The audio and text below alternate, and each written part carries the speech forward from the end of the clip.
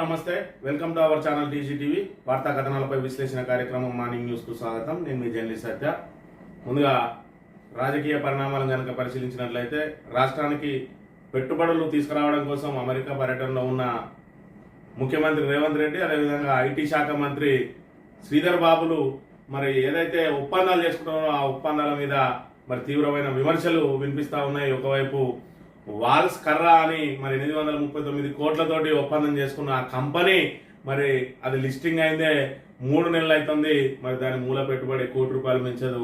మరి దాన్ని ఏ విధంగా మరి 839 కోట్లు పెట్టుబడి పెడుతుందంటే నమ్ముతున్నారని చెప్పి చెప్తున్న పరిస్థితి. మరోవైపు నిన్నటి రోజున ఒప్పందం చేసుకున్నటువంటి ఏదైతే బయో గ్యాస్ గ్రీన్ అనే సంస్థకు సంబంధించి కూడా అది కూడా మొన్ననే లిస్టింగ్ అయిందని చెప్పి ఏదైతే బోగస్ కంపెనీలను మరి పెట్టుబడులు తెస్తున్నామనే పేరుతోటి ఒప్పందాలు చేసుకుంటా ఉన్నారని చెప్పి గతంలో ఏదైతే మరి ఆంధ్రప్రదేశ్ ప్రభుత్వం కూడా అది పెట్టుబడుల కోసం మరి పారిశ్రామికవేత్తలను ఆహ్వానిస్తున్నామని టీ కంపెనీ వాళ్ళను, అదేవిధంగా రోడ్ల మీద టిఫిన్లు వేసుకునే వాళ్ళని కూడా పారిశ్రామికవేత్తలను ఏ విధంగా అయితే చూపించిందో ఇప్పుడు ఎలాంటి మరి వాళ్ళకు మూలధనం లేని కంపెనీలను, కొత్తగా లిస్టింగ్ అయిన కంపెనీలు యాన్యువల్ స్టేట్మెంట్ కూడా చూపించని కంపెనీలన్నిటితోటి ఒప్పందం చేసుకుని మేము గత ప్రభుత్వానికి ధీటుగా పెట్టుబడులు తీసుకొస్తున్నామని చెప్పి గొప్పలు చెప్పే ప్రయత్నం చేస్తుందా, లేదంటే ఆ బోగస్ కంపెనీల వెనుక మతలబ్ ఏమైనా ఉందా అని చెప్పి ఇక్కడ బీఆర్ఎస్ మరి ప్రధాన ప్రతిపక్షం బీఆర్ఎస్ ఆరోపిస్తున్న అంశాన్ని కూడా మనం గమనించవచ్చు. మరి మొదటిసారిగా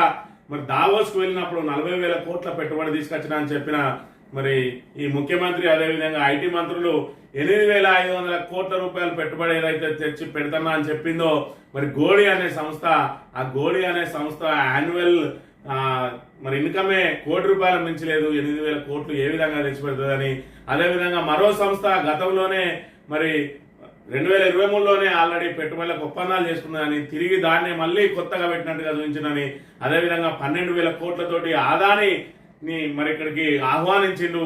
ఒకవైపు అంబానీ, ఆదాని, అదేవిధంగా మోడీ వీళ్ళందరూ కూడా ఒకటే అని చెప్పి రాహుల్ గాంధీ విమర్శిస్తాడు. ఆదానిని మరి ఆహ్వానిస్తే దేశాన్ని లూటీ చేయడానికి సహకారం అందించినట్టే అని చెప్పి రాహుల్ గాంధీ పేర్కొంటున్న నేపథ్యంలో రేవంత్ రెడ్డి మాత్రం ఆదానికి రెడ్ కార్పెట్ వేయడంలో మతలబ్ ఏంటి అని చెప్పి, అదేవిధంగా కరెంటు సంస్థలను నిర్వీర్యం చేసి ప్రైవేట్కి అప్పగించే కార్యక్రమంలో భాగంగా ఆదానిని ఆహ్వానించారని చెప్పి ఒకవైపు విమర్శలు వినిపిస్తుండగా రెండోసారి మళ్ళీ వెళ్ళి ఇక్కడ బోగస్ కంపెనీలతోటి ఒప్పందాలు చేసుకుంటున్నారని చెప్పి ఏదైతే మరి నిన్నటి రోజున దానికి సంబంధించిన మరి యాన్యువల్ రికార్డులతో సహా నిన్న బీఆర్ఎస్ మరి సోషల్ మీడియా ఇన్ఛార్జ్ మన్య క్రిషాంక్ దానికి సంబంధించి మరి పూర్తి స్థాయి వివరాలను కూడా ప్రకటించిన అంశాన్ని మనం ఇక్కడ ప్రధానంగా గమనించవచ్చు. శాంతి భద్రతలకు సంబంధించి ఆరోపణలు వెలువడుతూనే ఉన్నాయి. అయినప్పటికీ కూడా మరి పోలీస్ శాఖలో ఇంకా మార్పు రావడం లేదు. నిన్నటి రోజున కూడా మరి ఒక మహిళ, ఒక విద్యార్థినిపై మరి కౌన్సిలర్ అఘాయిత్యానికి పాల్పడ్డ సంఘటన కూడా చోటు చేసుకున్నది. ఈ రకంగా రోజుకు ఎక్కడో చోట కంపల్సరీ ఆడపిల్లల మీద వేధింపులు జరుగుతూనే ఉన్న అంశాన్ని కూడా మనం ఇక్కడ ప్రధానంగా గమనించవచ్చు. ప్రోటోకాల్ రగడ కొనసాగుతూనే ఉన్నది. ఎమ్మెల్యేలను అసలు అధికారులు పట్టించుకోవడమే లేదు. అక్కడ ఎక్కడైతే అధికార పార్టీ మరి ఓడిపోయిన ఎమ్మెల్యేలు ఉంటారో అక్కడ ఓడిపోయిన ఎమ్మెల్యేలకే ప్రాధాన్యం ఇస్తున్నారు తప్ప ప్రతిపక్ష ఎమ్మెల్యేలకు మరి అక్కడ ప్రాధాన్యత ఇవ్వడం లేదు. నిన్నటి రోజున అలంపూర్లో మరి అక్కడ ఎమ్మెల్యే విజయుడు ఏదైతే పంపులు ఆన్ చేసిండో ఆ పంపులను మళ్ళీ అక్కడ అధికార పార్టీకి సంబంధించి ఓటమి పాలైన ఎమ్మెల్యే సంపత్ కుమార్ వచ్చి నేను లేకుండా పంపులు ఎట్లా ఆన్ చేస్తానని ఆఫ్ చేయించిన పరిస్థితి. తీవ్ర ఉద్రిక్తతల నడుమ వాళ్ళిద్దరిని కూడా పోలీస్ స్టేషన్ కు తరలించి విజయుడిపై, అదేవిధంగా ఆయన అనుచరులపై కేసు కూడా నమోదు చేసిరు పోలీసులు. ఈ రకంగా ఏదైతే ఎమ్మెల్యేల ప్రోటోకాల్ ను కాపాడాల్సిన అధికారులే విచ్చలవిడిగా మరి ప్రోటోకాల్ ను ఉల్లంఘిస్తున్న పరిస్థితులు కూడా రాష్ట్రంలో చోటు చేసుకుంటా ఉన్నాయి. ఒకవైపు శాంతి భద్రతలు సక్రమంగా లేవు, ఒకవైపు ఎమ్మెల్యేలకు సరైన గౌరవం లేదు, అదేవిధంగా సభలో కూడా మరి కించపరిచే విధంగా మాటలు, మరి రౌడీజాలు చెలాయిస్తా ఉన్నారు. ఈ రకంగా 8 నెలల పాలనలో మరి కాంగ్రెస్ ఏ విధంగా దౌర్జన్యాలకు పాల్పడతా ఉన్నది, ఏ విధంగా విధానాలను అవలంబిస్తా ఉన్నది, మరోవైపు వాళ్ళ పరిపాలన ఏ విధంగా ఉన్నది, వాళ్ళు ఇచ్చిన హామీలకు సంబంధించి ఏ విధంగా ఉన్నది అని చెప్పి బేరేజ్ వేసుకున్నట్టయితే 8 నెలల పరిపాలనలో రాష్ట్రం అధోగతి పాలైందని చెప్పడంలో మరి ఎలాంటి సందేహం అక్కర్లేదని చెప్పి కూడా నిపుణులు చెప్తున్న పరిస్థితిని మనం ఇక్కడ గమనించవచ్చు. నమస్తే తెలంగాణ దినపత్రిక విషయానికి వస్తే పైప్ లైన్ లో పారేలేని గోదావరి మంచినీటి పథకం వెనుక మతలబ్ ఏమిటో, గ్రావిటీ వద్దని నిధుల పంపింగే సర్కార్ మొగ్గు, అదనంగా 27 కిలోమీటర్లు పెరిగిన పైప్ లైన్ 540 కోట్లకు పైగా అదనపు భారం, కొండపోచమ్మ నుండి గ్రావిటీపై కేసీఆర్ సర్కార్ డిజైన్. తాజాగా మల్లన్న సాగర్ ఎంచుకున్న రేవంత్ సర్కార్. దగ్గరలోనే ఉన్న కేశవాపురం కాదని దూరానికి పైప్ లైన్. మార్పుపై నీటిపారుదల జలమండలిలో చెరవాదన. 108 మీటర్ల మేర నీటి ఎత్తిపోతకు ఖర్చు తడిసి మోపాడు అని చెప్పి మరి ఏదైతే నాడొక మాట నేడొక మాట. తుమ్మిడిహట్టిలో నీటి లభ్యత లేదని ప్రాణహితలో ఉన్నదని కేసీఆర్ కాళేశ్వరాన్ని ఎంచుకుని ప్రాజెక్టు కడితే కాంగ్రెస్ దాన్ని తప్పన్నది.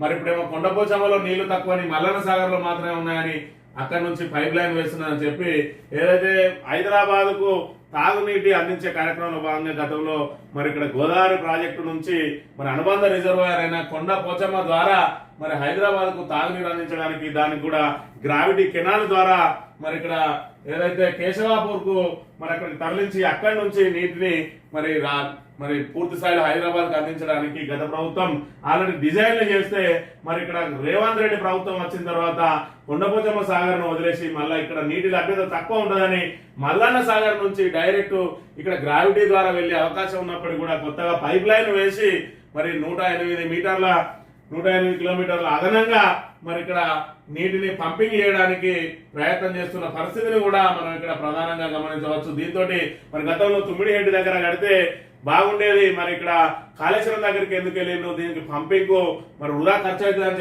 చెప్పిన వాళ్ళే ఈ రోజు మరి ఇక్కడ కొండపోచమ్మ ద్వారా నీటిని తరలించే అవకాశం ఉన్నప్పటికీ, అది కూడా గ్రావిటీ ద్వారా పంపించే అవకాశం ఉన్నప్పటికీ కూడా మరి మల్లన్న సాగర్ నుంచి పంపించి దానికి కొత్తగా పైప్ లైన్ ఏర్పాటు చేయాలనంటే మరి ఈ నిధుల గోల్మాల్ ఏ విధంగా జరగబోతా ఉన్నది, పైప్ లైన్లలో పారేదేంది, గ్రావిటీ ద్వారా పారకుండా ఉండేదేంది, మరి ఇక్కడ డిజైన్లను మార్చాల్సిన అవసరం ఏమొచ్చింది, దానికి వ్యయం పెంచాల్సిన అవసరం ఏమొచ్చింది అని చెప్పి ప్రధానంగా ప్రశ్నిస్తున్న అంశాన్ని ఇక్కడ ప్రచురించింది నమస్తే తెలంగాణ దినపత్రిక.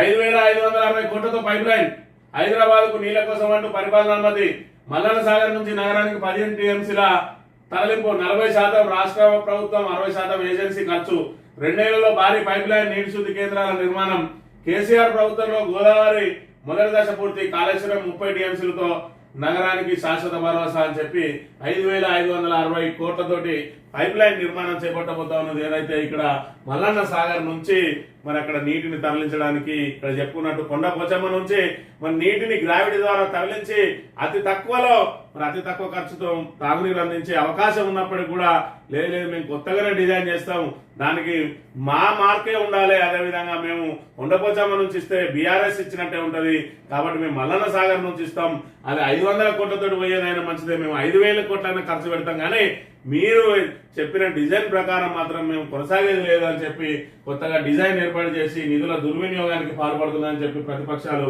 ఆరోపిస్తున్న అంశాన్ని మనం ప్రధానంగా గమనించవచ్చు. ఒప్పందం స్వచ్ఛమైన జీవ ఇంధన ప్లాంట్ పై అగ్రిమెంట్ అనేక అనుమానాలు, స్వచ్ఛ బయోతో ఒప్పందం అంటూ సీఎంఓ ప్రకటన, దాని చైర్పర్సన్ ప్రవీణ్ పరిపాటితో పత్రాల మార్పిడి, ప్రవీణ్ పరిపాటి పేరు మీద కనిపించని స్వచ్ఛ బయో, అసలు స్వచ్ఛ బయో పేరుతో కంపెనీయే కరువు, రికార్డులో ఉన్నది Swachh bio green private limited, director గా సీఎం తమ్ముడు జగదీశ్వర్ రెడ్డి యనమల, 15 రోజుల కిందటి ఏర్పాటు, షేర్ క్యాపిటల్ 10 లక్షలు, లేని కంపెనీతో ఒప్పందం జరిగిందా, సీఎం తమ్ముడి కంపెనీ పేరు తప్పు రాశారా, సీఎంఓ వివరణ ఇవ్వాలంటున్నా నెటిజన్ అని చెప్పి మరి నిన్నటికి నిన్న ఏదైతే మరి ఒప్పందం చేసుకున్నారో ఇక్కడ లాన్స్ ఏదైతే వాల్స్ కర్రా హోల్డింగ్స్ అనే కంపెనీ తోటి ఒప్పందం చేసుకున్నారు, ఇది ఏర్పడి 3 నెలలు కూడా కావడం లేదు. ఆ తర్వాత ఇప్పుడు స్వచ్ఛ బయో అని చెప్పి దాంతో మరి ఏదైతే ఇక్కడ ప్రవీణ్ పరిపాటి అని చైర్మన్ అని చెప్పి ఆయనతో ఒప్పందం చేసుకుంటా ఉన్నారు. ఆ స్వచ్ఛ బయో కంపెనీకి సంబంధించి నెటిజన్లందరూ కూడా సెర్చ్ చేస్తే అసలు స్వచ్ఛ బయో కంపెనీ లేదు, మరి దాన్ని పోలి ఉండి స్వచ్ఛ బయో గ్రీన్ ప్రైవేట్ లిమిటెడ్ అని ఉన్నది. అదేమో మరి ఇక్కడ రేవంత్ రెడ్డికి తమ్ముడి వరుస అయ్యే జగదీశ్వర్ రెడ్డి పేరు మీద ఉన్నది, మరి అది కూడా 15 రోజుల కిందటే ఏర్పాటు చేసిరు, దాని షేర్ క్యాపిటల్ 10 లక్షలు మాత్రమే. అంటే ఈ పేరు మీద మరి 830 కోట్లు ఏ విధంగా వీళ్ళు ఇక్కడ మరి పెట్టుబడులు పెడతారు, మరి 250 కోట్లు సుమారు 1000 కోట్ల పెట్టుబడితో ప్లాంట్ నిర్మిస్తారట. మరి 250 మందికి ప్రత్యక్షంగా 250 మందికి పరోక్షంగా ఉద్యోగాలు కల్పిస్తారని చెప్పి కేవలం గతంలో కేటీఆర్ ఏదైతే మరి విదేశీ పర్యటనలు చేసి పెద్ద ఎత్తున ఐటీ కంపెనీలను తీసుకొచ్చి మరి అదేవిధంగా వివిధ పారిశ్రామిక కంపెనీలను హైదరాబాద్ కు తీసుకొచ్చి మరి ఇక్కడ హైదరాబాద్ నగర ప్రతిష్టను పెంచిండో దానికి ధీటుగా మేము కూడా పెట్టుబడులు తీసుకొస్తామని చెప్పి గతంలోనే మరి మొదటిసారి దావోస్ వెళ్ళి 40,000 కోట్ల పెట్టుబడులు అన్నారు. ఇప్పటి వరకు పైసా పెట్టుబడి పెట్టింది లేదు.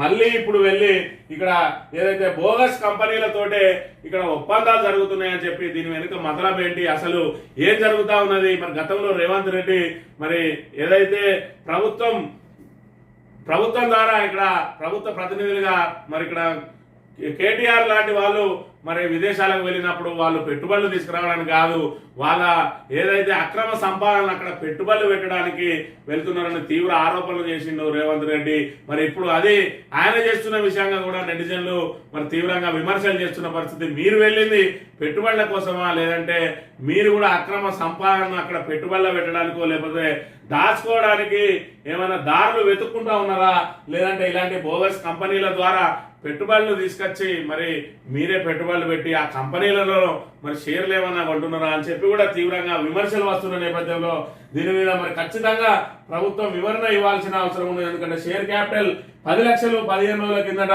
మరి కంపెనీ ఏర్పాటై 1000 కోట్ల పెట్టుబడి ఏ విధంగా పెడుతుంది అనే దానికి మరి దాళ్లకు అనుమతి ఏ విధంగా మరి వాళ్ళని ఆహ్వానిస్తా ఉన్నారు, వాళ్ళకు సంబంధించిన సకల సౌకర్యాలన్నీ కల్పించి మరి అప్పనంగా ప్రభుత్వ సబ్సిడీలన్నీ అందజేయడానికి కాజేయడానికి ప్రయత్నం చేస్తా ఉన్నదా? ఇందులో మరి ఏదైతే ఖచ్చితంగా బ్లాక్ మనీని పెట్టుబడి పెట్టడానికి ఇంకా ఎవరైనా కాచుకొని కూర్చున్నారా అనే అంశాన్ని కూడా మరి తేటతెల్లం చేయాల్సిన అవసరం ఉన్నది. రైతు భరోసా ఇప్పట్లో ఇవ్వలేం, పెట్టుబడి సాయం పంపిణీ ఆలస్యం అవుతుంది, రైతులు మేధావుల అభిప్రాయ సేకరణ పూర్తి కాలేదు, విధి విధానాలపై అసెంబ్లీలో చర్చించలేకపోయాం, కౌలు రైతు అంశంపై ఇంకా స్పష్టత రావాలి, పంట వేసిన రైతులకే రైతు భరోసా అంటున్న మంత్రి తుమ్మల అని చెప్పి రైతు భరోసా ఇప్పట్లో ఇవ్వలేము మాకు, ఎందుకంటే మేము వచ్చి 8 నెలలే అయింది, కనీసం ఒక 2-3 ఏళ్ళన్నా మేము దాని మీద చర్చలు జరపకపోతే మరి మాకు ఏ విధంగా సమయం సరిపోతుంది అన్నట్టుగా మాట్లాడుతూ ఉన్నాడు మన తుమ్మల నాగేశ్వరరావు. ఇప్పటికే ఒక పంట అయిపోయింది, రెండో పంట కూడా సగానికి వచ్చింది, ఇప్పటికీ ఇంకా రైతు భరోసా ఇవ్వలేదు సరికదా, ఇంకా మా చర్చలే పూర్తి కాలేదని చెప్పి చెప్తా ఉన్నాడు.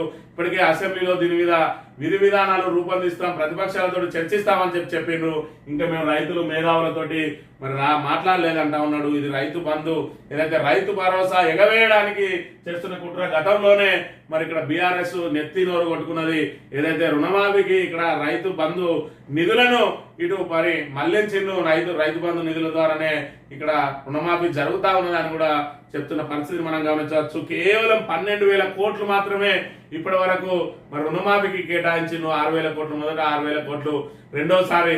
మరి ఇందులో గతంలో కేసీఆర్ లక్షలోపు రుణాలను మరి మాఫీ చేయడానికే 19,000 కోట్ల రూపాయలు ఖర్చు చేస్తే వీళ్ళు 150,000 రుణాలకు కూడా మరి మాఫీకి కేవలం 12,000 కోట్లు మాత్రమే కేటాయించిండు అని అంటే మరి రుణమాఫీ ఎంతమంది రైతులకు అమలవుతుంది అనేది కూడా మనం ఇక్కడ గమనించాల్సిన అవసరం ఉన్నది. మరోవైపు వీళ్ళు ఏదైతే ఇస్తా అన్న మరి రైతు భరోసా కనుక ఇచ్చినట్టయితే 11,500 కోట్లు మరి ఖర్చు అయ్యేది, మరి కేవలం 12,000 కోట్లు ఖర్చు చేసి మరి ఇక్కడ రైతు భరోసాను ఎగ్గొడుతున్న అంశాన్ని కూడా మనం ఇక్కడ గమనించవచ్చు.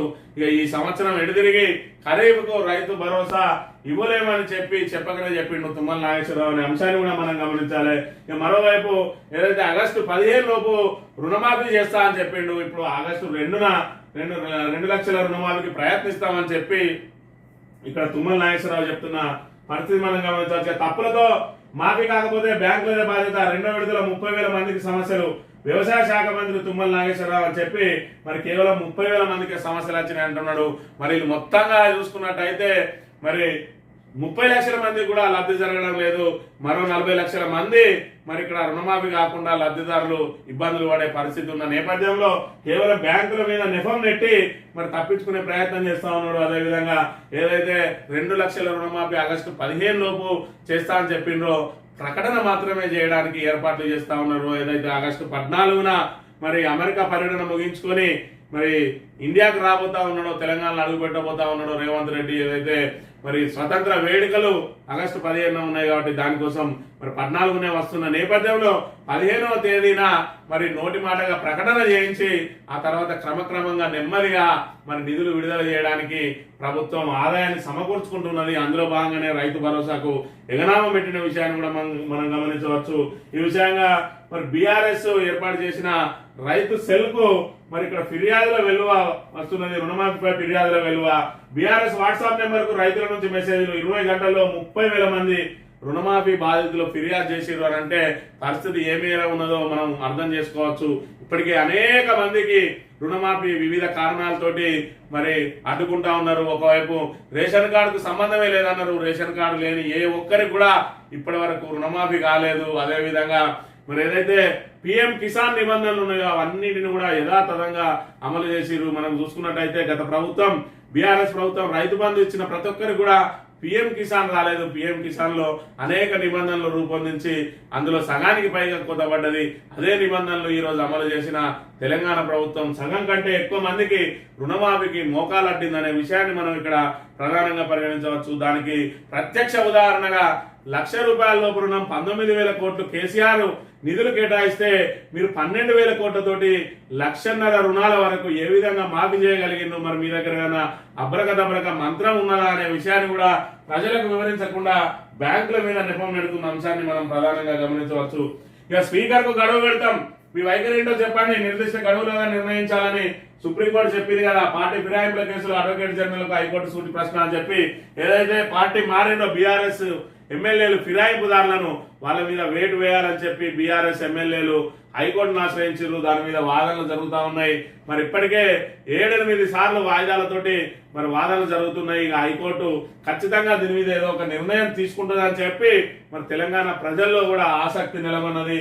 ఈ నేపథ్యంలో నిన్నటి రోజున మరి స్పీకరు 3 నెలలు గడిచినా ఎందుకు తీసుకోవడం లేదు చర్యలు, మరి రాజ్యాంగబద్ధంగా తీసుకోకపోతే మేమే మరి గడువు పెట్టాల్సి వస్తుందని చెప్పి అడ్వకేట్ జనరల్ కు మరి సూచించిన పరిస్థితి. మళ్ళీ ఈ రోజు కూడా దీని మీద విచారణ జరగనున్నది.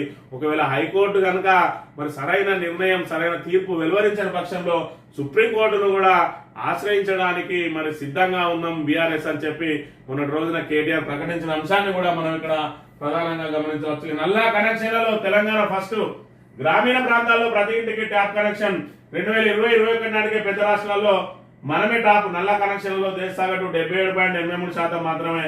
రాజ్యసభలో వెల్లడించిన కేంద్ర జల్ శక్తి మంత్రి తెలంగాణ వచ్చిన తర్వాత ఏం చేసిండు అని అంటే వీళ్ళిచ్చే మరి నివేదికల ఆధారంగా ఏం చేసింది అనేది ఉండాలి.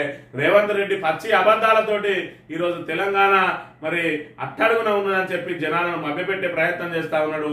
కానీ మనకు ప్రతి దాంట్లో కూడా మరి కేంద్రం నుంచి అవార్డులు వస్తున్న పరిస్థితిని మరి ప్రశంసలు వస్తున్న పరిస్థితిని కూడా మనం గమనించాలి. అవన్నీ కూడా ఈరోజు అప్పుల కుప్ప అని ఏదైతే రేవంత్ రెడ్డి చెప్తా ఉన్నాడో ఇవన్నీ కూడా మన ఆస్తులుగా పరిగణించాల్సిన అవసరం ఉన్నది. అలా ఇంటింటికి నల్లా ఇచ్చిండు అని అంటే అది తెలంగాణలో బీఆర్ఎస్ మరి ప్రభుత్వ విజయంగా మనం భావించాలి. మరి వాళ్ళు ఎక్కిన మెట్టుగా మనం భావించాల్సి ఉంటుంది. అదే కాదు మిషన్ కాకతీయ అయితేంది, ఈ ఇంటింటికి నల్ల కనెక్షన్ మిషన్ భగీరథ అయితేంది, అదేవిధంగా కాళేశ్వరం లాంటి సాగునీటి ప్రాజెక్టులు అయితేంది, మరి అదేవిధంగా రైతు భరోసా అయితేంది, రైతు బీమా అయితేంది, రైతు బంధు అయితేంది, రైతు బీమా అయితేంది. అదేవిధంగా ప్రతి గింజను కూడా మరి అక్కడ ఎఫ్సిఐ కొనుక్కున్న ప్రభుత్వమే కొనుగోలు చేసిన అంశాన్ని మరి వాళ్ళకు సరైన సమయంలో ఆ కొనుగోలు డబ్బులు కూడా అందజేసిన మరి విషయాన్ని కూడా ఇక్కడ మనం ప్రధానంగా పరిగణించాలి. అదేవిధంగా అస్తవ్యస్తంగా ఉన్న కరెంటును 24 గంటలు మరి కరెంటు తీసుకొచ్చి రైతులకు ఉచితంగా 24 గంటల కరెంటు అందించిన చరిత్ర దేశంలో ఏదైనా ఉన్నదంటే అది ఒక కేవలం తెలంగాణకు మాత్రమే దక్కిందనే అంశాన్ని కూడా మనం గమనించాలి. అదేవిధంగా 7,500 మెగావాట్ల ఉత్పత్తిని ఇలా 21,000కు మరి మెరుగుపరిచింది అని అంటే అదంతా తెలంగాణకు సంబంధించిన ఆస్తి కాదా అనే విషయాన్ని ఇక్కడ రేవంత్ రెడ్డి ప్రభుత్వం గ్రహించి ఇకనైనా తెలంగాణ మీద ఆరోపణలు చేసి తెలంగాణకు పెట్టుబడులు రాకుండా తెలంగాణకు అప్పులు పుట్టకుండా తెలంగాణ ప్రతిష్ట మసకపరచడం మానుకొని కాళేశ్వరం లాంటి ప్రపంచంలోనే అత్యుత్తమైన ప్రాజెక్టు మరి నెంబర్ 1 గా నిలిచిన ప్రాజెక్టు మీద ఇంకా బురద జల్లి తెలంగాణ ప్రతిష్టను మసకపరిచే కంటే మరి గత ప్రభుత్వం కంటే మెరుగైన పనులు చేపట్టి మరి ప్రజల అభిమానం చూరగొనాలి. కానీ ఇక్కడ ఆరోపణలతోటి అబద్ధాలతోటి ఎంతో కాలం నెట్టుకురాలన్న విషయాన్ని మరి రేవంత్ రెడ్డి ఇప్పటికైనా గ్రహించాల్సిన అవసరం ఉన్నదనే విషయాన్ని మరి ప్రధానంగా గమనించాలి. యునెస్కో బంగ్లా పత్రాలు తాత్కాలిక ప్రభుత్వాధినేతగా నోబెల్ గ్రహీత విద్యార్థుల ప్రతిపాదనకు దేశాధ్యక్షుడు ఆమోదం. బంగ్లా రాజకీయ సంక్షోభానికి తాత్కాలిక తెర. షేక్ హసీనా రాజీనామాతో రాజకీయ జోక్యం, రాజకీయ సంక్షోభం.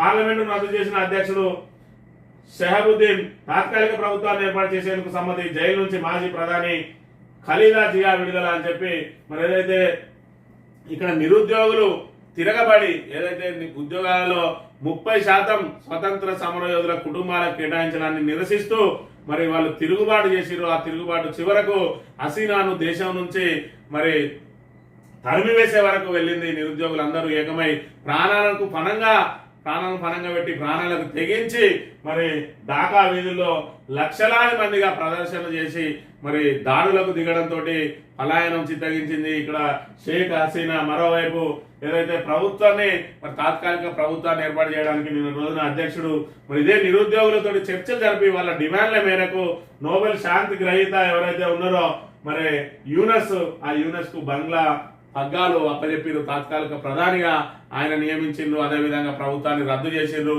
మరి గతంలో మాజీ ప్రధానిగా ఉన్న ఖలీదా జియాను ఏదైతే 15 ఏళ్ల పాటు మరి జైలు శిక్ష విధించి గృహ నిర్బంధంలో ఉంచిండ్రో ఆమెను కూడా మరి విడుదల చేస్తూ ఆదేశాలు జారీ చేసిండు. మళ్ళీ ప్రజా ప్రభుత్వాన్ని ఏర్పాటు చేయడానికి మార్గం సుగమం చేసిండు.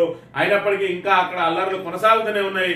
ఈ అల్లర్ల వెనుక ISI, పాకిస్తాన్, అదేవిధంగా చైనా కుట్రలు దాగిన్నాయని, అదేవిధంగా అమెరికా కూడా పరోక్ష సహాయం అందజేస్తా ఉన్నారని చెప్పి కూడా దీని మీద పెద్ద ఎత్తున విమర్శలు రేకెత్తిస్తున్నాయి. ఏదేమైనా కూడా నిరుద్యోగులను విస్మరించిన కారణంగానే ఈ మొత్తం మరి ఉద్యమానికి మరి ఇక్కడ ఆజ్యం పోసింది ప్రధాని షేక్ హసీనానే.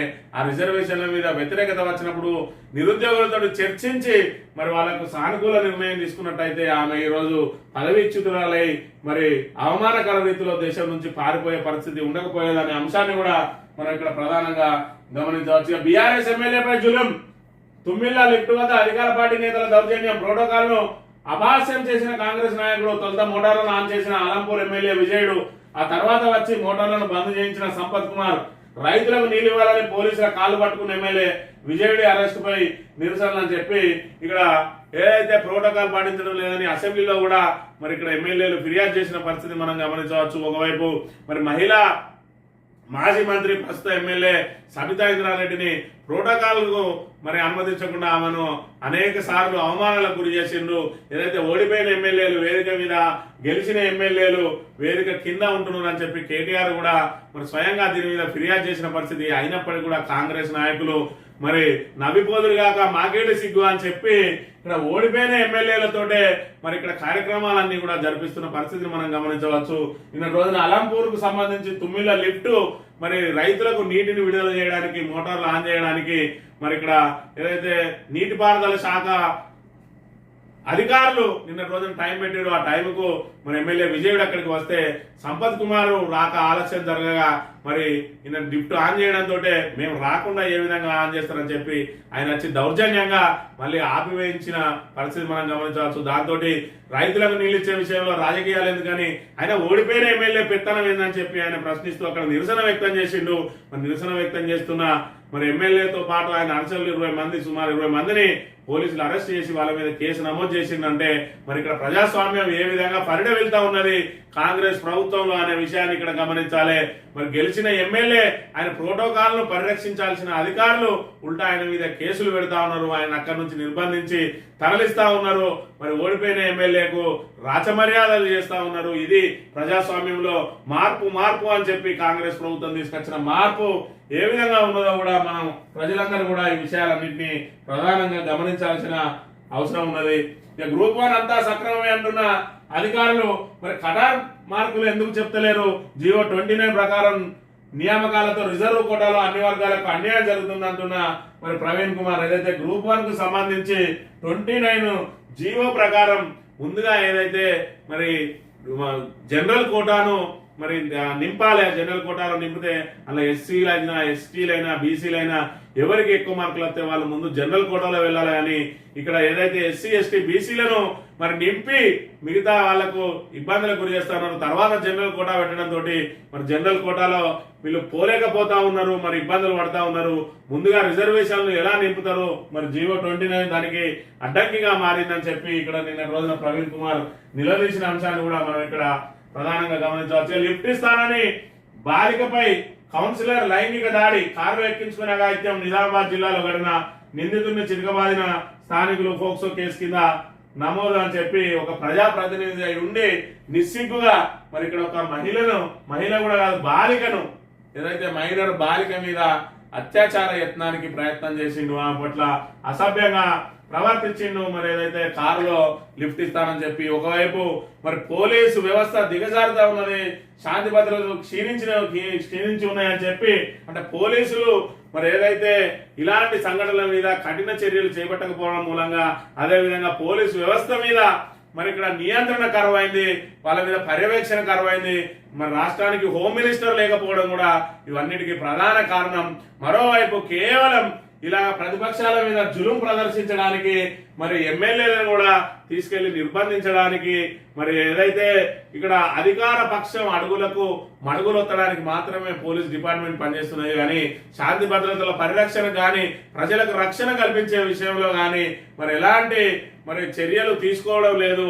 మరి పోలీసులు ఎవరి విధమైన కఠినంగా వ్యవహరించాలంటే అది నేరస్తుల మీద నేరం జరగకుండా ముందస్తు నియంత్రణ చేసే విషయంలో కఠినంగా మరి ప్రవర్తించాలి, వ్యవహరించాలి. కానీ ఇలా మరి ఏదైతే ప్రతిపక్ష పార్టీల మీద అధికార పక్షం మెప్పు కోసం మరి పనులు చేస్తూ వాళ్ళ సొంత పనులు వాళ్ళు ఏవైతే మరి బాధ్యతను మాత్రం మర్చిపోయి ఇక్కడ శాంతి భద్రతలను గాలి వదులుతున్న పరిస్థితిని మనం ప్రధానంగా గమనించవచ్చు. ఇక తెలంగాణ దినపత్రిక విషయానికి వస్తే అమెరికా నుండి బోగస్ కంపెనీలు వాల్స్కర్రా హోల్డింగ్స్ 839 కోట్ల పెట్టుబడి, 1000 కోట్ల పెట్టుబడితో సీఎం సోదరుడి కంపెనీ గత జూలై 21న రిజిస్టర్ అయిన స్వచ్ఛ బయో గ్రీన్ కనీసం వెబ్సైట్ కూడా లేని సంస్థ ప్రచార ఆర్భాటం కోసం ఒప్పందాల సందేహాస్పదంగా కొత్త కంపెనీలు స్ట్రైక్ ఆఫ్ అయిన కంపెనీలతోనూ ఒప్పందాలు అని చెప్పి ఇక్కడ ఏదైతే నిన్నటి రోజున 1000 కోట్ల పెట్టుబడితోటి మరి స్వచ్ఛ బయో గ్రీన్ అని మరి ఇక్కడ వీళ్ళు ముందుగా స్వచ్ఛ బయో అని చెప్పి చెప్తా ఉన్నారు. స్వచ్ఛ బయో అనే కంపెనీ గురించి నెటిజన్లు అందరూ కూడా వెతికిరు ఆన్లైన్ లో, ఎక్కడ కూడా స్వచ్ఛ బయో అనే కంపెనీ రిజిస్టర్ అయ్యలేదు. మరి స్వచ్ఛ బయో గ్రీన్ అని ఉన్నది. సరే స్వచ్ఛ బయో అని చెప్పి గ్రీన్ ను ప్రైవేట్ లిమిటెడ్ ను మరి ఉచ్చరించకుండా స్వచ్ఛ బయో అని ఉచ్చరించిందా అని చెప్పి చూసుకున్నట్టయితే అది మొన్నటి రోజున జూలై 21నే నమోదైంది. దానికి మన అనుముల జగదీశ్వర్ రెడ్డి అన్న డైరెక్టర్ గా ఉన్నారు. ఇద్దరు డైరెక్టర్లు ఉంటే దానిలో అనుముల జగదీశ్వర్ రెడ్డి అనే డైరెక్టర్ వాళ్ళకు సంబంధించి 10 లక్షలు వాళ్ళ మరి పెట్టుబడి, ఈ 10 లక్షల మూలధనంతో ఇక్కడ 1000 కోట్ల పెట్టుబడి ఏ విధంగా పెడతారు? మరి దీని వెనుక ఈ బోగస్ సంస్థ వెనుక కేవలం ఒప్పందం చేసుకున్నామని చెప్పి ప్రజలను మభ్యపెట్టడం ఉన్నదా, లేదంటే ఈ బోగస్ సంస్థ ద్వారా రాష్ట్రంలో ఇంకా ఏవైనా పరిణామాలు చోటు చేసుకోబోతా ఉన్నాయా? అందులో భాగంగానే తీసుకొచ్చి ఇందులో నల్లధనం పెట్టి వేరే ఏమైనా కార్యక్రమాలు చేయబోతున్నారా అని చెప్పి కూడా ఇటు నెటిజన్లు అయితే ఇటు ప్రతిపక్షాలు అయితే తీవ్రంగా మరి విమర్శలు వ్యక్తం చేస్తున్న, అనుమానాలు వ్యక్తం చేస్తున్న ఒక అంశాన్ని కూడా మనం ప్రధానంగా గమనించాలి. ఏదేమైనా దీని మీద రాష్ట్ర ప్రభుత్వం మాత్రం ఖచ్చితంగా వివరణ ఇచ్చి ప్రజలకు లోపల ఉన్న అనుమానాలను నివృత్తి చేయాల్సిన అవసరం అయితే మరి ఇటు ఐటీ శాఖ మంత్రి మీద అదేవిధంగా ముఖ్యమంత్రి కార్యాలయం మీద ఉన్న అంశాన్ని గమనించాలి. ఈ రుణమాఫీ తిప్పలు రాష్ట్ర వ్యాప్తంగా పలు ఘటనలు, రైతులకు ఇంకా కాని రుణమాఫీ, రెన్యువల్ కోసం బ్యాంకుల ముందు అర్ధరాత్రులు పడిగాపులు, రుణమాఫీ పేరుతో దండుకుంటున్న బ్రోకర్లు అని చెప్పి రాత్రి అర్ధరాత్రి కూడా మరి బ్యాంకుల ముందరనే ఇక్కడ నిద్రిస్తా ఉన్నారు. మళ్ళీ పొద్దుగాల మళ్ళీ ఇంటికి పోయి రావడం ఎట్లా అని చెప్పి అక్కడే నిద్రించి వేచి చూస్తా ఉన్నారు. కానీ రుణమాఫీ కోసం అనేక మంది అసలు తమకు ఎందుకు రుణమాఫీ కాలేదో, తమకు రేషన్ కార్డు ఉన్నది, ఆధార్ కార్డు ఉన్నది, పాస్బుక్ ఉన్నది, మరి ప్రభుత్వ నిబంధనల ప్రకారం మేము అంతకంటే ఎక్కువ తీసుకోలేదు, అదేవిధంగా సరైన సమయంలో రెన్యువల్ చేసుకోమంటే రెన్యువల్ కూడా చేసుకున్నాం, మరి ఎందుకు మాకు రుణమాఫీ కాలేదని చెప్పి తలలు పట్టుకుంటున్న పరిస్థితి. మరోవైపు ప్రజావానికి ఫిర్యాదులు వెలువెత్తుతున్న పరిస్థితిని కూడా మనం గమనించవచ్చు. ఆఖరికి బీఆర్ఎస్ టోల్ ఫ్రీ నెంబర్ ఏర్పాటు చేస్తే దానికి కూడా ఫిర్యాదులు 20 గంటల్లో 30,000కు పైగా మంది మరి రుణమాఫీ మరి బాధితులు ఫిర్యాదు చేసిన పరిస్థితిని మనం ఇక్కడ గమనించవచ్చు. అయ్యా మేము తెలంగాణ రైతులమే, రుణమాఫీ కాలేదని అలంపూర్ రైతుల ఆవేదన. సరిహద్దులో ఉండడమే ఏపీ బ్యాంకుల్లో, సరిహద్దులో ఉండడంతో ఏపీ బ్యాంకుల్లో రుణాలు, 30 ఏళ్ళు అక్కడే వ్యవసాయ రుణాలు, గత ప్రభుత్వంలో రుణమాఫీ కానీ ఇప్పుడు ఆంక్షలతో పంగనామం, మేనిఫెస్టోలో పెట్టిన నిబంధనలు రుణమాఫీ చేయాలంటున్న రైతులు అని చెప్పి. అలంపూర్ అనేది ఆంధ్ర సరిహద్దులో ఉంటుందట. ఆ అలంపూర్ రైతులు మరి ఆంధ్ర బ్యాంకులలో తీసుకున్నారు, ఏపీ బ్యాంకులలో. మరి గత ప్రభుత్వం రుణమాఫీ చేసినప్పుడు మరి అక్కడ మాకు రుణమాఫీ అయింది, కానీ ఇప్పుడు మాత్రం మరి ఆంక్షల పేరుతోటి మరి నిబంధనల పేరుతోటి మాకు ఇక్కడ పంగనామం పెట్టిండ్రు. మరి మేము కూడా తెలంగాణ రైతులమే, మాకు ఆధార్ కార్డు ఉన్నది, మాకు రేషన్ కార్డు ఉన్నది, మాకు పాస్బుక్లు ఉన్నాయి, మా భూములు కూడా తెలంగాణలోనే ఉన్నాయి, మరి మేము కూడా మీ నిబంధనల ప్రకారమే తీసుకున్నాం, కాకపోతే మాకు బ్యాంకులు అందుబాటులో ఆంధ్రలో ఉన్నాయి కాబట్టి మరి మా సరిహద్దు ప్రాంతం కాబట్టి ఆంధ్రలో తీసుకున్నాం, మరి మాకు కూడా రుణమాఫీ చేయాలి అని చెప్పి వాళ్ళు వేడుకుంటున్న పరిస్థితిని మనం ఇక్కడ గమనించవచ్చు. వానాకాలం రైతు బంధు కాదు, రైతు భరోసా. ఆ భరోసా కాస్త మరి ఇక్కడ మాయమైన పరిస్థితిని మనం గమనించవచ్చు. ఈ అలంపూర్కు సంబంధించి ప్రోటోకాల్ రగడ మరి ఏదైతే ఉన్నదో ఇక్కడ విజయుడును ఇక్కడ పోలీసులు అరెస్ట్ చేసి తీసుకెళ్తా ఉన్నారు. శాంతి భద్రతలు కాపాడంలో విఫలమైన పోలీసులు మరి ఏదైతే అధికార పక్షాన్ని సాటిస్ఫై చేయడంలో మాత్రం ముందంజలో ఉంటా ఉన్నారు. ఏదైతే బీఆర్ఎస్ ప్రజాప్రతినిధులను, బీఆర్ఎస్ పార్టీ నాయకులను, కార్యకర్తలను ఎక్కడికక్కడ మరి తప్పుడు కేసులతోటి హింసించడానికి మాత్రం ముందు వరుసలో ఉంటా ఉన్నారు. మరి వాళ్ళు జీతం తీసుకుంటున్నారు ప్రజల డబ్బుతోటి, ఆ ప్రజల మాన ప్రాణాలకు రక్షణ కల్పించడంలో మాత్రం విఫలమవుతున్నారనే అంశాన్ని మనం ప్రధానంగా గమనించవచ్చు. ఈ మెడిసిన్ సీట్లలో లోకల్ వార్ తెలంగాణ విద్యార్థులకు అన్యాయం చేస్తారా? స్థానికతపై ప్రభుత్వ తీరుతో అనుమానాలు. జీవో 33 పై ప్రశ్నించిన కేటీఆర్ అని చెప్పి మరి నిన్నటి రోజునే ఈ విషయం వెలుగులోకి వచ్చింది. ఏదైతే 7 సంవత్సరాల పాటు మరి సీరియల్ గా 4 సంవత్సరాలు చదివిన వారిని స్థానికులుగా మరి పరిగణిస్తారు అంటే దాన్ని 4 సంవత్సరాలకు కుదించిండ్రు. మరి ఆంధ్రలో ఎవరైతే ఇంటర్మీడియట్ చేసిండ్రో తెలంగాణకు సంబంధించిన వాళ్ళందరూ కూడా నాన్ లోకల్ గా పరిగణించే ప్రమాదం ఉన్నది. అదే విధంగా మరి ఆంధ్ర వాళ్ళు ఎవరైనా వచ్చి మరి 9-10 తరగతుల పాటు ఇంటర్ వరకు కనుక సీరియల్ గా 4 సంవత్సరాలు చదివినట్టయితే ఆ 4 సంవత్సరాలలో మరి వాళ్ళను ఇక్కడ 4 సంవత్సరాలు ఇక్కడే చదివితే వాళ్ళు ఆంధ్ర వాళ్ళు కూడా ఇక్కడ మరి లోకల్ గా పరిగణించే అవకాశం ఉంటది. వాళ్ళు ఇక్కడ లోకల్ గా పరిగణించబడతారు, అదేవిధంగా ఆంధ్రప్రదేశ్ లో లోకల్ గా పరిగణించబడతారు. కాబట్టి వాళ్ళకు 2 విధాలుగా లబ్ధి జరిగే అవకాశం ఉన్నదని చెప్పి నిన్న రోజున ప్రధానంగా మరి దీని మీద తీవ్ర విమర్శలు వ్యక్తమైన నేపథ్యంలో మరి జీవో 33ని మరి ఆయన మళ్ళీ పునఃసమీక్షించాలని డిమాండ్ చేసిన పరిస్థితిని మనం ఇక్కడ ప్రధానంగా గమనించవచ్చు. ఇక సాక్షి దినపత్రిక విషయానికి వస్తే బంగ్లాదేశ్ కు సంబంధించి అదే కల్లోలం అని చెప్పి సినీ హీరోను కొట్టి చంపిన అల్లరి మూకలు, హోటల్కు నిప్పు, 24 మంది సజీవ దహనం, ఇప్పటిదాకా 440 మంది మృతి అని చెప్పి మరి ఇక్కడ కల్లోలం జరుగుతా ఉన్నది. బంగ్లాదేశ్ లో కేవలం నిరుద్యోగులకు మరి 30% రిజర్వేషన్ ను ఏదైతే స్వాతంత్ర సమరయోధుల కోటాలో మరి ఇప్పటికే స్వాతంత్ర సమరయోధులు అందరూ ముసలి వాళ్ళు అయిపోయినారంటే వాళ్ళ కొడుకులకు ఇచ్చిర్రు, ఇప్పుడు వాళ్ళ మనవలకు వాళ్ళ కుటుంబాలకు కూడా ఇస్తున్న పరిస్థితిని జీర్ణించుకోలేక తిరగబడ్డారు. ఆ తిరుగుబాటు ఎంత దూరం వెళ్ళిందంటే ఆఖరికి దేశ ప్రధానినే మరి దేశం నుంచి తరిమేసే వరకు వెళ్ళింది. అది పవర్ ఆఫ్ ది అన్ఎంప్లాయ్స్ అని చెప్పి ఇక్కడ మనం ప్రధానంగా గమనించవచ్చు. జలకళ ఉన్న హైడల్ జల విద్యుత్ కేంద్రాలు ఏడాదిగా నిలిచిన 330 మెగావాట్ల విద్యుత్ ఉత్పత్తి, రోజుకు 4 కోట్ల విలువ చేసే 7.93 ఎంయూల విద్యుత్ ఉత్పత్తికి గన్ని. జలాశయాలకు వరద వస్తున్న పూర్తి సామర్థ్యంతో ఉత్పత్తి చేసుకోలేని దుస్థితి.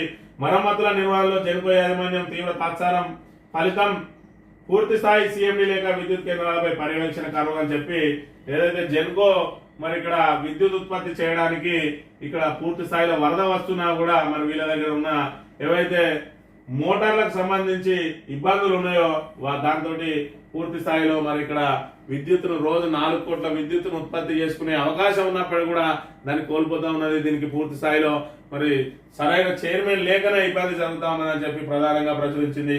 ఈ హైదరాబాద్ కు మల్లన్న సాగర్ జలాలని చెప్పి కొండపోచమ్మ నుంచి దగ్గరలో ఉన్న దాన్ని మల్లన్న సాగర్ నుంచి ఎందుకు చేస్తా ఉన్నారంటే మరి మేమే చేసినట్టు ఉండాలి, దీన్ని మేమే ప్రవేశపెట్టినట్టు ఉండాలి, అదే విధంగా దానిలో ఎంతో కొంత మాకు లబ్ధి కూడా జరగాలి అని చెప్పి ఈ రకంగా 5,600 కోట్లను పెడతా ఉన్నది, ప్రజాధనం వృధా చేస్తా ఉన్నదని చెప్పి బీఆర్ఎస్ ఆరోపిస్తున్న పరిస్థితిని మనం ఇక్కడ గమనించవచ్చు. 16 మంది పిఎస్సిఎస్ కార్యదర్శులపై వేటు.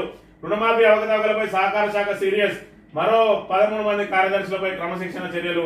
92 మంది కార్యదర్శులకు షోకాజ్ నోటీసులు అని చెప్పి ఇక్కడ ఒకవైపు రైతులు రుణమాఫీలు కాక ఇబ్బందులు పడతా ఉంటే మరి ఎక్కడ వాళ్ళు అక్కడ చేతివాటం ప్రదర్శిస్తా ఉన్నారు. ఇక్కడ అర్హులను అనర్హులుగా, అనర్హులను అర్హులుగా ఎవరైతే పిఎస్సిహెచ్ సెక్రటరీలు ఉన్నారో వాళ్ళు చూపించిన వాళ్ళను అందులో 16 మంది మీద వేటేసిండ్రు. ఇంకో 13 మందికి క్రమశిక్షణ చర్యలు అని చెప్పి మనం చేపట్టిందని మరో 92 మంది కార్యదర్శులకు షోకాజ్ నోటీసులు అని చెప్పి మరి మొత్తంగా పిఎస్సిఎస్ లో పెద్ద ఎత్తున ఇక్కడ మరి అవినీతి చోటు చేసుకున్నది, అదేవిధంగా అవకతవకలు జరిగినడానికి దీని నిదర్శనంగా మనం ఇక్కడ భావించవచ్చు. చైనాకు ప్రత్యామ్నాయంగా ఎదుగుతాం. అమెరికాలో ఉన్న అవకాశాలన్నీ తెలంగాణలోనే ఉన్నాయి. రాష్ట్రాన్ని పెట్టుబడుల గమ్యస్థానంగా మార్చే కొత్త పారిశ్రామిక పాలసీ. న్యూయార్క్ లో పారిశ్రామికవేత్తలతో సీఎం రేవంత్ అని చెప్పి మరి ఎంత పెద్ద ఎత్తున ప్రచార ఆర్భాటం చేసుకున్నా చివరికి వీళ్ళు ఒప్పందం చేసుకున్నది మాత్రం బోగస్ కంపెనీలతో అని చెప్పి ప్రతిపక్షం మాత్రం తీవ్ర ఆరోపణలు చేస్తున్న పరిస్థితిని మనం ఇక్కడ ప్రధానంగా గమనించవచ్చు. ఈ ఆంధ్రజ్యోతి విషయానికి వస్తే wow Vinesh Paris Olympics final చేరిన భారత రెజ్లర్. ఈ ఘనత సాధించిన తొలి మహిళగా రికార్డ్. నేడు అమెరికా యువతతో స్వర్ణం కోసం పోరు. జావలిన్ త్రోలో తుది సమరానికి నీరజ్ చోప్రా అని చెప్పి ఇక్కడ జావెలిన్ త్రోలో నీరజ్ చోప్రా, అదే విధంగా మరి రెస్లింగ్ లో ఇక్కడ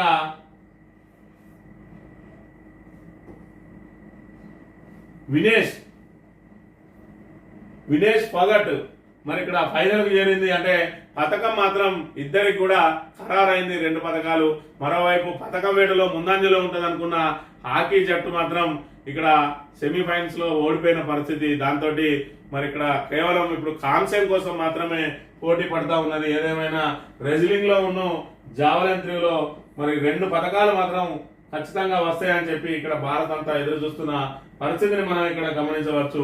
ఇక నెక్కిన విద్యార్థుల పంతం బంగ్లా ప్రభుత్వాధినేతగా నోబెల్ గ్రహీత మహమ్మద్ యూనస్ ఏదైతే మరి ఇక్కడ నిరుద్యోగులు పోరాటం చేసిండ్రో వాళ్ళు మళ్ళీ కోరుకున్న వాళ్ళనే తాత్కాలిక ప్రధానిగా కూడా బంగ్లాదేశ్ మరి రాష్ట్రపతి నియమించిన అంశాన్ని కూడా మనం ఇక్కడ ప్రధానంగా గమనించవచ్చు. ఇక రాజధానికి మల్లన్న సాగర్ నీళ్లు అని చెప్పి మరి మల్లన్న సాగర్ ను ఏదో రేవంత్ రెడ్డి ప్రభుత్వమే ఇప్పుడు కట్టినట్టుగా మరి ఇది కాళేశ్వరం ఏదైతే నిరర్ధకం అని చెప్పిందో అందులో భాగమైన మల్లన్న సాగర్ నుంచి నీటిని తీసుకుపోతూ మళ్ళీ ఇదేదో కొత్త ప్రాజెక్ట్ అన్నట్టుగా ఇక్కడ పత్రికలన్నిటి కూడా కలరింగ్ ఇచ్చి మరి హైదరాబాద్ తాగునీటి అవసరాలను మేము మాత్రమే తీర్చినాం అన్న విధంగా ఇక్కడ ప్రకటనలు గుప్పించుకుంటా ఉన్నది రేవంత్ రెడ్డి ప్రభుత్వం. ఆల్రెడీ కొండ పోచమ్మ నుంచి కనుక నీటిని తరలించినట్టయితే మరి అతి తక్కువ ఖర్చుతోటి మరి రాష్ట్రానికి ఏదైతే రాజధానికి తాగునీరు అందించే అవకాశం ఉన్న మల్లన్న సాగర్ నుంచి కొత్త ప్రాజెక్టులు చేపట్టడం మరి వివాదాలకు కేంద్ర బిందుగా మారిన అంశాన్ని కూడా మనం గమనించవచ్చు. స్వచ్ఛ బయో ప్లాంట్ కు సంబంధించి ప్రధాన వార్తలుగా ప్రచురించిన 50 బోగస్ కంపెనీలు అని చెప్తున్న అంశాన్ని కూడా మనం ప్రధానంగా గమనించవచ్చు. ఈనాడు దినపత్రిక విషయానికి వస్తే వినేష్ సంబంధించి వార్త, అదేవిధంగా ఇక్కడ రెజ్లర్, అదేవిధంగా మరి ఇక్కడ జావెలిన్ త్రోకు సంబంధించి ఖచ్చితంగా పథకాలు రాబోతా ఉన్నాయని ప్రధానంగా ప్రచురించింది. ఇక పెట్టుబడుల విస్తరణ సులభతరం, వ్యాపారాలకు అనువుగా కొత్త పారిశ్రామిక విధానం అని చెప్పి మరి ఇక్కడ ఏదైతే 10 లక్షల మరి వార్షిక ఆదాయం లేని వాటికి కూడా 1000 కోట్ల ఒప్పందాలు చేసుకున్నాను, ఇదే సులభతరమా అని చెప్పి మరి ఇక్కడ ఆశ్చర్యం వ్యక్తం చేయడం తెలంగాణ ప్రజల వంత అవుతున్న పరిస్థితిని మనం ఇక్కడ ప్రధానంగా జల భాగ్య నగరి హైదరాబాద్ దాహార్తి తీర్చే మరో వనరు గోదావరి 2వ దశ ప్రాజెక్టుకు పచ్చ జెండా. మరి గోదావరి ప్రాజెక్టు అంటే కాళేశ్వరం ప్రాజెక్టు అనడానికి వీళ్ళకు నోరు రావడం లేదు. మల్లన్న సాగర్ అనేది కాళేశ్వరం ప్రాజెక్టులో భాగమే. మరి ఇక్కడ ఏదైతే 1,00,000 కోట్ల ధనం వృధా అయింది, మరి 1,00,000 కోట్లు దోసుకుపోయిందని చెప్తున్నారు. ఆ 1,00,000 కోట్లతో కట్టిన భాగమే ఈ మల్లన్న సాగర్ అనే విషయం కానీ కొండపోచమ్మ సాగర్ అనే విషయాన్ని గమనించాలి. అక్కడికి ఏదైతే టన్నెల ద్వారా పైపుల ద్వారా ఎత్తిపోస్తా ఉన్నారో వాటన్నిటికి కూడా అదే 1,00,000 కోట్లలో అయింది. ఇవాళ ఎల్లంపల్లి నుంచి ఎత్తిపోసే విధానం ఏదైతే ఉన్నదో దానిలో భాగంగా 203 మరి కిలోమీటర్ల టన్నెల్ ఉన్నది, 1,500 కిలోమీటర్ల గ్రావిటీ కెనాల్స్ ఉన్నాయి. అవన్నీ కూడా అందులో భాగమే. మీరు కేవలం మేడిగడ్డ కుంగిందని చెప్పి 4,000 కోట్లు కూడా మరి విలువ చేయని మేడిగడ్డ ప్రాజెక్టు తోటి 1,00,000 కోట్లు వృధా అయినాయి అని చెప్పి ప్రజల మెదల్లో విషాన్ని నాటి ఈ రోజు మళ్ళీ కాళేశ్వరం మరి ఫలాలను మాత్రం అనుభవిస్తా ఉన్నారు. దాని ద్వారానే మళ్ళీ ప్రచారం చేసుకుంటా ఉన్నారు. మరి ఇది ఏ రకంగా మరి ఇది మీకు భావ్యం అవుతుంది అనే విషయాన్ని తెలంగాణ ప్రజలందరూ కూడా గమనించాలి. ఈరోజు కాళేశ్వరం ప్రాజెక్ట్ అనేది లేకపోతే హైదరాబాద్ లో తాగునీటి కూడా మరి ఏ విధంగా ఇబ్బందులు ఏర్పడేది. ఇలా మల్లన్న సాగర్ అనేది కనుక కేసీఆర్ నిర్మించి ఉండకపోతే ఈ మల్లన్న సాగర్ ద్వారా కాకుండా ఎక్కడి నుంచి మరి హైదరాబాద్ కు నీళ్లు తరలించేది రేవంత్ రెడ్డి అనే విషయాన్ని గమనించాలి. ఇలా జల భాగ్యనగరి అని చెప్పి ఈ రోజు కాంగ్రెస్ ప్రభుత్వమే ఏదో హైదరాబాద్ కు దహార్తి లేకుండా చేస్తా ఉన్నదని చెప్పి చెప్తా ఉన్న అంశాన్ని మనం మరి ప్రధానంగా గమనించాలి. ఇక్కడ పాత సీసాలో మరి కొత్త సీసాలో పాదసార లాగా మరి ఇక్కడ ఏదైతే అదే కాళేశ్వరం ప్రాజెక్టులు అదే కొండపోచమ్మ సాగర్ ద్వారా వెళ్లే నీటిని మల్లన్న సాగర్ ద్వారా తరలించి మేమే నివేదిస్తున్నాం అని చెప్పుకునే మరి ఈ కొత్త మరి ఏదైతే డైవర్టింగ్ పాలిటిక్స్ నడుస్తా ఉన్నది ప్రజలు గమనించాలని కోరుతూ ప్రతి కమతానికి భూదార్ మరోమారు భూదస్త్రాల ప్రక్షాళన కొత్త చట్టం రూపుదాల్చిన అనంతరం కార్యాచరణ అని చెప్పి మరి ఇక్కడ ఏదైతే ధరణి ఉన్నదో ఆ ధరణిలో ఉన్న లోటుపాట్లను మరి ఏదైతే ఇప్పటి వరకు లోటుపాట్లు వచ్చినాయో అవన్నీ కూడా అధికారుల ముందు ఉన్నాయి. వాటిని ఏ విధంగా అధిగమించాలని చెప్పి ఇప్పటికే ధరణి మీద కమిటీ చేసిండ్రు. దాని లోటుపాట్లను సవరించి దాన్ని కొనసాగించాల్సి పోయి మళ్ళీ మేము కొత్త చట్టం తెస్తామని చెప్పి దానికి ఒక భూదారని ప్రతి కమతానికి ఒక భూదారు నెంబర్ ఇస్తామని చెప్పి మళ్ళీ కొత్త మరి చట్టం తీసుకొస్తున్నామని చెప్తున్నది. దానిలో మరి ఏ విధంగా వీళ్ళు కృతకృతులైతారు అనే విషయాన్ని కూడా మనం ప్రధానంగా గమనించాలి. స్థానిక ఎన్నికల్లో సత్తా చాటాలి. బారాస పని అయిపోయింది. కాంగ్రెస్ ప్రజా విశ్వాసం కోల్పోయింది. రైతులను మోసం చేసిన ప్రభుత్వాన్ని నిలదీద్దాం. పదాధికారుల సమావేశంలో కిషన్ రెడ్డి అని చెప్పి మరి ఇక్కడ ప్రతిపక్ష పాత్ర పోషించడంలో బీజేపీ ఏ విధంగా విఫలమైంది తెలంగాణలో అనే విషయాన్ని మనం గమనిస్తూనే ఉన్నాం. ఒకవైపు ఇద్దరు కేంద్ర మంత్రులు ఉండి తెలంగాణకు గుండు సున్నాన్ని తీసుకుని వచ్చిండ్రు, నిధులు తీసుకురావడంలో విఫలమైనరు. మరోవైపు 8 మంది ఎమ్మెల్యేలు ఉండి ప్రభుత్వాన్ని సరిగ్గా ఎదుర్కోవడంలో అసెంబ్లీలో మరి ప్రభుత్వాన్ని నిలదీయడంలో మరి వాళ్ళు విఫలమైనరు. వాళ్ళకు అనుభవం కరువైంది. అనుభవజ్ఞులు ఎవరు కూడా మరి సభలో లేరు. ఉన్న సభలో ఉన్న ఒక్క అనుభవజ్ఞుడు ఎవరైతే ఉన్నారో రాజా సింగ్ లాంటి వారు, వాళ్ళు అసలు మాట్లాడనే లేని విషయాన్ని మనం ఇక్కడ గమనించవచ్చు. ఆయనకి ఏదైతే శాసనసభ మరి పక్ష నేతగా ఇవ్వకపోవడంతో ఆయన అసలు మాట్లాడకుండా ప్రభుత్వాన్ని నిలదీయకుండా మిన్నకుండిపోయిన పరిస్థితి కూడా మనం గమనించవచ్చు. ఈ నేపథ్యంలో ఇంకా బీజేపీని ప్రత్యామ్నాయంగా ఎవరు భావిస్తున్నారో మరి కిషన్ రెడ్డికే తెలవాలి. మరోవైపు కిషన్ రెడ్డి అధ్యక్షునిగా ఉండి బీజేపీ ఇంకా చతికిల పడ్డ విషయాన్ని కూడా ఇక్కడ మనం ప్రధానంగా గమనించాలి. మరి తక్షణమే కనుక బీజేపీ అధ్యక్షుడిని, రాష్ట్ర అధ్యక్షుడిని మార్చి సరైన వ్యక్తిని కనుక పెట్టుకోలేకపోతే రాబోయే రోజుల్లో బీజేపీ మరింత క్షీణించే అవకాశం ఉన్నది. ఒకవైపు కేంద్రం నుంచి నిధులు తీసుకురావడంలో విఫలమై, మరోవైపు ఇక్కడ తెలంగాణలో మరి ఎన్నో ఆశలు పెట్టుకున్నారు బీజేపీ మీద. మరి ప్రతిపక్షంగా రాణించడంలో విఫలమైనరు. దాంతో ఖచ్చితంగా మళ్ళీ ప్రత్యామ్నాయం బీఆర్ఎస్ఏ, తెలంగాణ కోసం పోరాడేది బీఆర్ఎస్ఏ అని తెలంగాణ అస్తిత్వం నిలబడాలంటే మరి బీఆర్ఎస్ అండగా ఉండాలని చెప్పి తెలంగాణ ప్రజలందరూ కూడా డిసైడ్ అవుతున్న పరిస్థితిని మరి గమనించాలి. ఇప్పటికైనా బీజేపీ దిద్దుబాటు చర్యల భాగంగా తక్షణం రాష్ట్ర అధ్యక్షుడిని ఏర్పాటు చేసుకొని మరి ప్రభుత్వ విధానాలను ఎప్పటికప్పుడు ఎండగట్టడంలో ముందు వరుసలో ఉంటే తప్ప బీజేపీ మరి దాని పూర్తి స్థాయిలో గతంలో ఏ విధంగా అయితే ఉన్నదో దాని ప్రభావం పూర్తిగా కోల్పోయి అస్తిత్వాన్ని కోల్పోయే అవకాశం కూడా ఉంటుందని చెప్పి పేర్కొంటూ ఇది ఈరోజు మార్నింగ్ న్యూస్. తిరిగి రేపు కలుద్దాం. Thank you very much.